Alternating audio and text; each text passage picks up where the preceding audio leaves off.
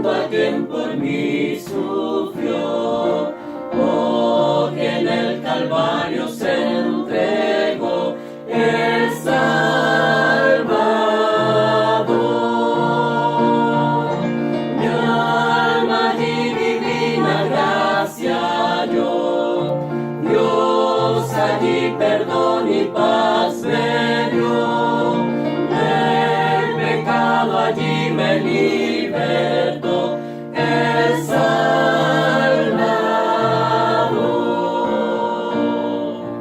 Por la Biblia miro que pequé y su ley divina quebranté.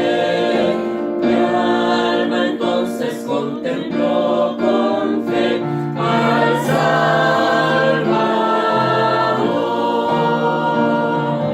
Mi alma allí divina gracia halló, Dios allí perdón y paz me dio, del pecado allí me libertó el Salvador. Toda mi alma a Cristo ya entregué, hoy le quiero y sirvo como a Rey, por los siglos siempre cantaré al Salvador.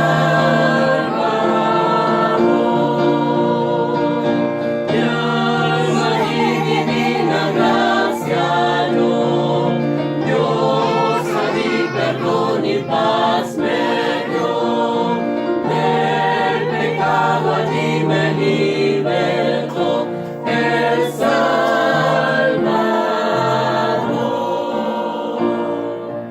En la cruz su amor Dios demostró, y de gracia al hombre revistió, cuando por nosotros se entregó el Salvador.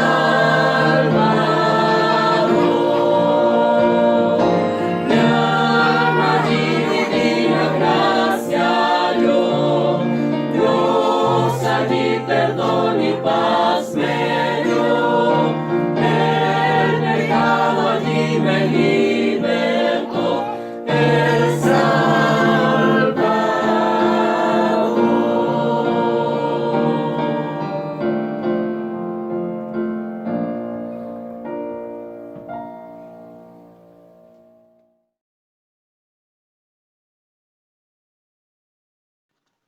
Saludos hermanos, les invito a que nuevamente compartamos la palabra del Señor en este día. Antes de comenzar en el texto que vamos a revisar el día de hoy, aprovechando este mes de la Biblia que recordamos como iglesia, les quiero dejar Salmo 19, versículo 7 en adelante, que dice: La ley de Jehová es perfecta, que vuelve el alma. El testimonio de Jehová fiel, que hace sabio al pequeño. Los mandamientos de Jehová son rectos, que alegran el corazón. El precepto de Jehová puro, que alumbra los ojos. El temor de Jehová limpio, que permanece para siempre. Los juicios de Jehová son verdaderos, todos justos. Deseables son más que el oro, y más que mucho oro afinado, y dulces más que miel, y que la que destila del panal. Así describe el salmista la ley del Señor, la palabra del Señor, como un oro muy afinado, mucho más que oro, y más dulce que la miel, y que incluso que la miel que destila del panal. Así es la palabra del Señor.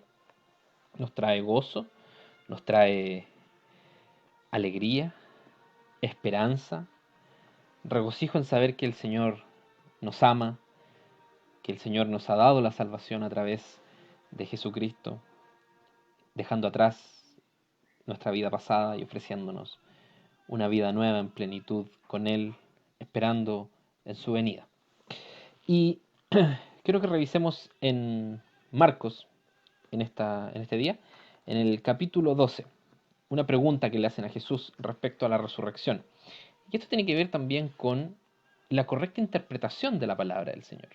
Muchas veces, muchas de las falsas doctrinas, de las doctrinas que se equivocan, doctrinas de error, que llevan al hombre a alejarse del camino de Dios, que alejan al hombre realmente de la verdadera vida en plenitud que ofrece Cristo Jesús, por errores interpretativos, por errores sacando de contexto versículos, palabras que están escritas en la palabra del Señor y sentando y montando una doctrina. El pastor nos decía el domingo pasado que la palabra, recordando un versículo por supuesto, no es de particular interpretación. La palabra del Señor se interpreta a sí misma, es un todo. Todo está complementado y debemos tener claridad en las promesas que están dadas para la iglesia, las promesas que están dadas para el pueblo de Israel y no confundir en eso. Por eso es muy importante el estudio de la palabra del Señor y la profundización de la palabra del Señor, hermanos. Los principales del pueblo de Israel pensaban entender las escrituras. Y el Señor les dice, ¿a ustedes les parece que entienden las escrituras? Escudriñenlas, estudienlas, revísenlas, porque ellas son las que hablan de mí, dice Jesús. A vosotros os parece que en ellas tenéis la vida eterna, pero ellas son, dice el Señor, las que hablan de mí. Toda la escritura nos habla y nos revela de Jesucristo, nuestro Salvador. Y particularmente hoy nos vamos a encontrar con un grupo judío que era de los principales, estaban a cargo del Sanedrín, tenían una posición económica y política por sobre el judío normal, por lo tanto tenían de qué jactarse en temas, en términos materiales, en términos políticos, y ellos pensaban también que podían jactarse en temas espirituales. Tenían por única autoridad el Pentateuco de Moisés, como el único libro autoritativo. Ellos no se salían de ahí y por lo tanto lo que les caracterizaba, y los escritores lo recalcan así en la palabra del Señor, es que no creían en la resurrección. Ellos decían, en los 5 libros escritos por Moisés no hay nada que nos diga que va a haber resurrección, por lo tanto no hay resurrección de muertos. No hay ángeles, dice también el libro de los Hechos, que pensaban, no hay espíritus. Esa era la doctrina que ellos tenían. Y vamos a ver, por supuesto, en los versículos que vamos a revisar, que ellos persiguen incluso a los apóstoles respecto a que ellos predicaban respecto a la resurrección de Cristo. Y acá quieren sentar una trampa al Señor. Quieren ponerlo en evidencia ante todos los seguidores de Cristo que estaban ahí en ese momento. Querían exponer y querían exponerlo a través de lo que ellos, por supuesto, mejor manejaban, que era la interpretación de la escritura, o de lo que ellos pensaban que manejaban mejor. Y se estaban enfrentando al Hijo de Dios, al único y verdadero autor también, por supuesto, de la palabra del Señor. Y bueno, esta historia descrita en la palabra del Señor que vamos a revisar en Marcos capítulo 12, también la encontramos en el Evangelio de Mateo y en el Evangelio de Lucas. Está descrita el mismo suceso. Estamos en la última semana cronológicamente de Jesús en la tierra y la presión por condenar a Jesús, por buscarle algo, hacerlo caer, dejar en evidencia que está equivocado a la vista de ellos, ante el pueblo, se hacía más y más latente. Buscaban cualquier ocasión para que cayese Jesús. Incluso uno de ellos mismos, Caifás, profetiza. No, ni siquiera entendiendo lo que profetizó, dice, mejor es que muera uno por el pueblo a que se sacrifique todo el pueblo, ¿cierto? Hace ahí una profecía respecto a el sacrificio que haría el Mesías y sin darse cuenta de que él mismo estaba profetizando que Jesús era el Mesías. Entonces vamos a revisar respecto a esto. Los saduceos, entonces, ya lo comentábamos, un partido sacerdotal, aristocrático del judaísmo, tenían una posición muy importante, como decía, tenían afinidad con Roma, estaban puestos ahí a cargo del concilio, a cargo del Sanedrín, aceptaban solo el Pentateuco como autoritativo, ellos no se salían de ahí, no consideraban los otros libros, salvo como a lo más complementos, pero la verdadera instrucción de Dios para el hombre eh, a los ojos de ellos estaba en el Pentateuco, por lo tanto no se movían de ahí, ya lo mencionamos un poco, como el Pentateuco no hablaba directamente de la resurrección, ellos entendían que no había resurrección de muertos, por lo tanto cuando alguien moría, quedaba ahí, su cuerpo moría y así también su alma. Y se les caracteriza por esto, de no creer en la resurrección. Cada vez que se les menciona la palabra del Señor, se hace referencia a esto. A diferencia de Jesús, que incluso había ya resucitado a una persona, había resucitado a Lázaro, incluso cuando se encuentra con las hermanas de Lázaro. Las hermanas le dicen que entienden cuando les dice que se levantará, ellas dicen, claro, se levantará en el día, cuando todos se levanten, ¿cierto? En el día final. Pero bueno, ahí hay cierto un cumplimiento de que Lázaro se levante, también por supuesto una proyección hacia la resurrección futura que iba a tener el pueblo de Israel. Y dice entonces el texto, vienen a él los saduceos, que dicen que no hay resurrección. Y le preguntaron diciendo, Maestro, Moisés nos escribió que si el hermano de alguno muriese y dejase mujer y no dejase hijos, que su hermano tome su mujer y levante linaje a su hermano. Fueron 7 hermanos. El primero tomó mujer y muriendo no dejó simiente. Y la tomó el segundo y murió. Ni aquel tampoco dejó simiente. Y el tercero de la misma manera. Y la tomaron los 7 y tampoco dejaron simiente. A la postre murió también la mujer. Un ejercicio absolutamente exagerado del levirato que está descrito en Deuteronomio capítulo 25. Ahí, por supuesto, en la ley de Moisés estaba descrito que la situación que ellos están planteando, cuando moría alguien y el hermano estaba alrededor de su núcleo y no había tenido descendencia, que el hermano tomase a la mujer y le pudiese dar descendencia. Esto ocurrió, está escrito también en el Génesis, con un personaje que no quiso dar descendencia a su hermano y dice la palabra que Dios lo mató, lo arrancó. Es el caso de Onán.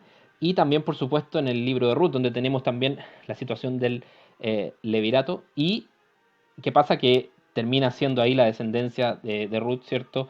David y, por supuesto, posteriormente Jesús. Por lo tanto, el ejercicio que ellos están haciendo acá en su manejo del Pentateuco es una exageración. Hay 7 hombres, 7 hermanos, el primero se casa, no da descendencia, y va así la mujer pasándose de hermano por hermano, pobre mujer. Incluso termina muriendo, no teniendo descendencia. Entonces le dicen en el versículo 23, en la resurrección, esta que dices tú que hay, pues cuando resucitaren, ¿de cuál de ellos será mujer? Porque los 7 la tuvieron por mujer, le dicen los saduceos a Jesús, buscando el detalle pequeño, buscando hacer caer a Jesús, hacerlo caer en la trampa. Entonces respondiendo Jesús les dice, ¿no erráis por eso? Porque no sabéis las escrituras ni la potencia de Dios. Ustedes, saduceos, que creen conocer las escrituras, no las conocen, erráis y aún peor, desconocen el poder de Dios. Y dice acá Jesús algo muy interesante en el versículo 25. Dice, porque cuando resucitarán de los muertos, ni se casarán, ni serán dados en casamiento, mas son como los ángeles que están en el cielo. El Señor está describiendo cuál va a ser la vida que vamos a tener nosotros en el futuro, cuando estemos junto a Él. Dice que seremos como los ángeles. La relación no será como acá en la tierra. No habrá esta relación de marido-mujer. Será una relación celestial, una relación perfecta donde todos nos amaremos los unos a los otros con el amor que Cristo nos ama y por supuesto con la mente de Cristo, como lo describe el apóstol. Cuando resucitarán de los muertos, ni se casarán ni serán dados en casamiento, mas son como los ángeles que están en el cielo. Y luego añade Jesús y les dice, y de que los muertos hayan de resucitar.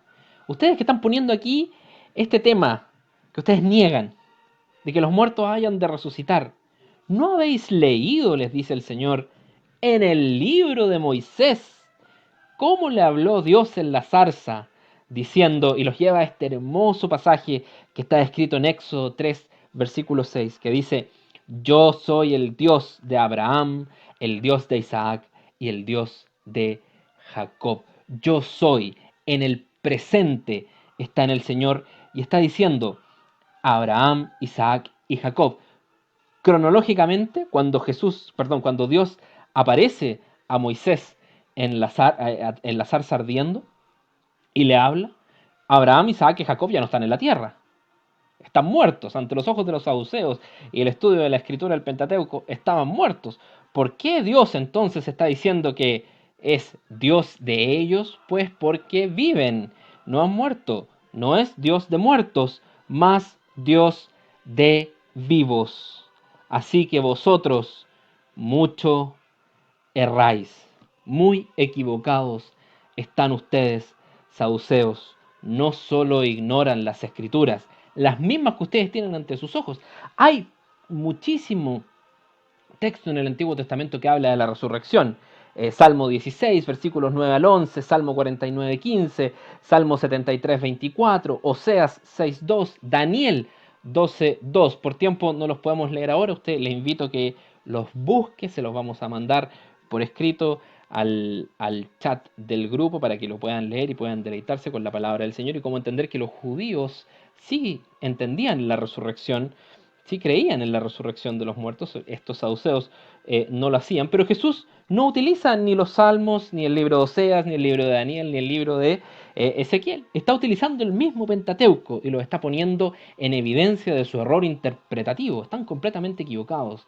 No, en este simple pasaje, no simple, digamos, perdóneme el término, en este pasaje tan poderoso, tan significativo, pero de tan pocas letras, le dice el Señor, no se dan cuenta que aquí el mismo Dios está diciéndose Dios de estas personas que están vivas, que van también a resucitar. La historia de los saduceos no termina ahí. En el libro de los Hechos se nos cuenta que persiguen y presionan también a los apóstoles. Capítulo 4 del libro de Hechos dice, y hablando ellos al pueblo, ¿quiénes? Los apóstoles, sobrevinieron los sacerdotes, el magistrado del templo y los saduceos, resentidos de que enseñase al pueblo y anunciase en Jesús la resurrección de los muertos. Lamentablemente los saduceos al parecer no entendieron el mensaje de Jesús. Nosotros hagámoslo, obedezcamos al Señor, busquémosle en la luz de su palabra. La palabra del Señor se interpreta a sí misma. Y si usted se siente con falta de sabiduría, ore al Señor, que Él no se la niega a nadie y al que se la pide, la da en abundancia. Dios no es Dios de muertos, sino Dios de vivos y confiamos en que estaremos en vida eterna con Él y hasta esperando su venida o hasta que Él nos tenga en este mundo. Que el Señor les bendiga y les mandamos un abrazo desde la distancia.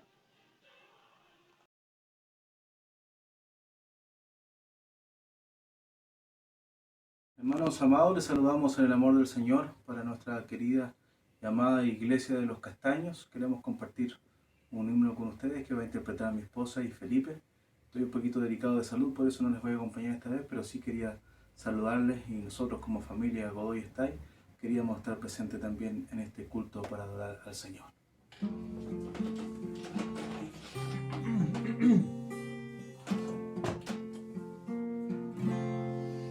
Qué grandiosa es la puesta del sol, admirable cual amanecer, pero es más grandioso y conmovedor el amor que me tiene el Señor. Maravilloso es cuando pienso que Dios me ama a mí. Maravilloso es cuando pienso que Dios me ama a mí. Maravilla de un sol que se oculta, maravilla aurora que vi, maravilla que mi alma resulta hoy cuando pienso que Dios me ama a mí. Maravilloso es cuando pienso que Dios me ama a mí. Maravilloso es cuando pienso que Dios me ama a mí.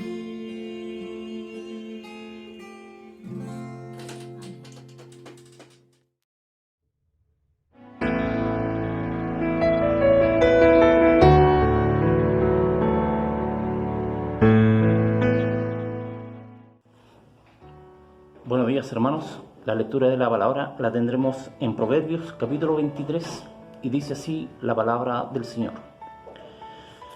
Cuando te sentares a comer con algún señor, considera bien lo que estuviere delante de ti y pon cuchillo a tu garganta si tienes gran apetito. No codices sus manjares delicados, porque es pan engañoso. No trabajes por ser rico, pon coto a tu prudencia.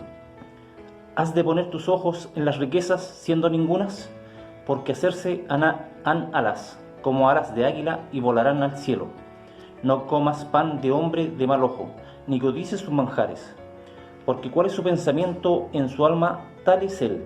Come y bebe, te dirá, mas su corazón no está contigo. Vomitarás la parte que tú comiste, y perderás tus suaves palabras. No hables a oídos del necio, porque menospreciará la prudencia de tus razones. No traspases el término antiguo, ni entres en la heredad de los huérfanos. Porque el defensor de ellos es el fuerte, el cual juzgará la causa de ellos contra ti. Aplica tu corazón a la enseñanza y tus oídos a las palabras de sabiduría. No rehuses la corrección del muchacho, porque si lo hirieres con vara, no morirá. Tú lo herirás con vara y librarás tu alma del infierno. Hijo mío, si tu corazón fuere sabio, también a mí se me alegrará el corazón. Mis entrañas también se alegrarán cuando tus labios hablaren cosas rectas.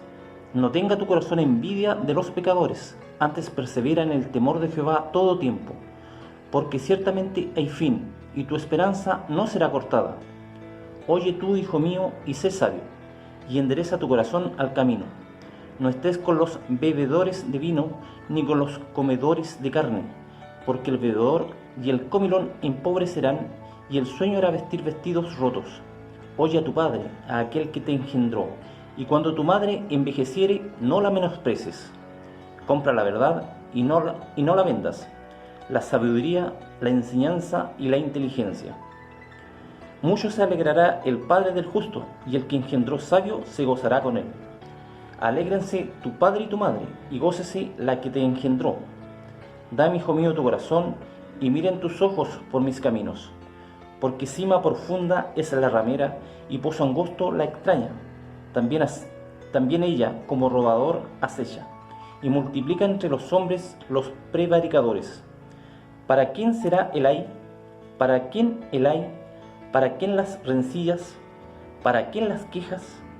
¿Para quién las heridas en balde? ¿Para quién lo amoratado de los ojos? Para los que se detienen mucho en el vino, para los que van buscando la mistura. No mires al vino cuando rojea, cuando resplandece su color en el vaso. Éntrase suavemente, mas al fin como serpiente morderá, y como basilisco dará dolor. Tus ojos mirarán las extrañas, y tu corazón hablará perversidades, y serás como el que yace en medio de la mar, o como el que está en la punta de un mastelero. Y dirás, hiriéronme, mas no me dolió, azotáronme, mas no lo sentí. Cuando despertare, aún lo tornaré a buscar. Amén.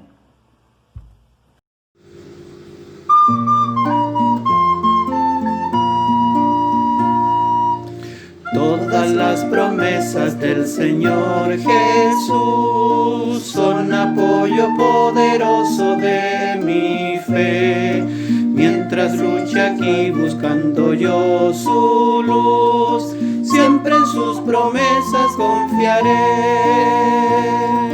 Grandes, fieles, las promesas que el Señor Jesús ha dado. Grandes, fieles, en ellas para siempre confiaré. Todas sus promesas para el hombre fiel, el Señor en sus bondades cumplirá. Y confiado sé que para siempre en Él, paz eterna mi alma gozará.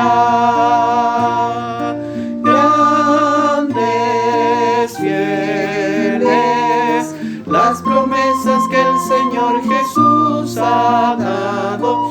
Grandes, fieles, en ellas para siempre confiaré. Todas las promesas del Señor serán gozo y fuerza en nuestra vida terrenal. Ellas en la dura lid nos sostendrán y triunfar podremos sobre el mal.